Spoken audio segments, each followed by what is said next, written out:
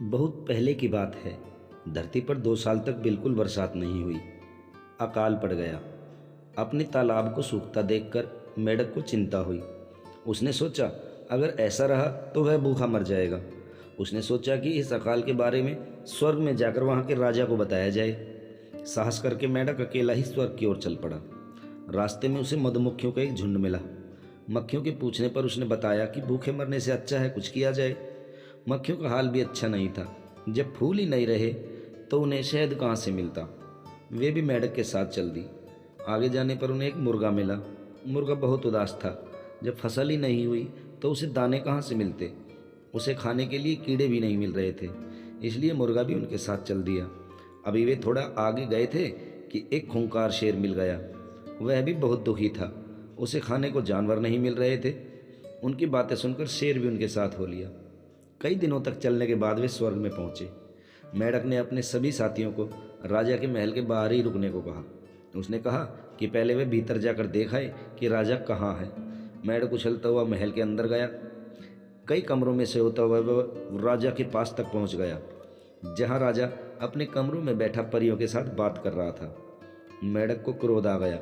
उसने लंबी छलांग लगाई और उनके बीच पहुंच गया। परियां एकदम चुप हो गई।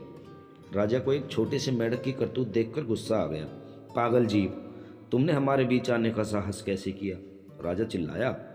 परंतु मेढक बिल्कुल नहीं डरा। उसे तो धरती पर भी भूख से मरना था। जब मौत साफ दिखाई दे तो हर कोई निडर हो जाता है। राजा फिर चीखा। पहरेदार भागे आए ताकि मेढक को पकड़कर महल से बाहर निकाल दें, मगर इधर उधर उछलता मेढक उनकी पकड़ में नहीं आ रहा था। मेढक ने मधुमक्खियों को आवाज दी। वे सब अंदर आ गई। वे सब पहरेदारों के चेहरों पर डंक मारने लगी। उनसे बचने के लिए सभी पहरेदार भाग गए। राजा हैरान था। तब उसने तूफान के देवता को बुलाया, पर मुर्गे ने शोर मचाया और पंख फड़फड़ाकर उसे भी भगा दिया।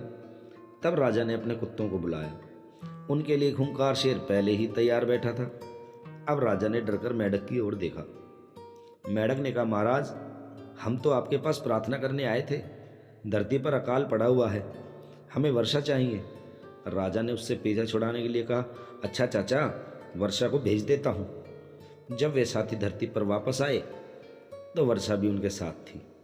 इसलिए वियतनाम में मेढक को स्वर्ग का चाचा कहकर पुकारा जाता है। लोगों को जब मेढक की आवाज़ सुनाई देती है तो वो सब आपस में कहते हैं, चाचा आ गया तो वर्षा भी आती होगी। कहानी अच्छी लगे तो वीडियो को लाइक शेयर सब्सक्राइब करना।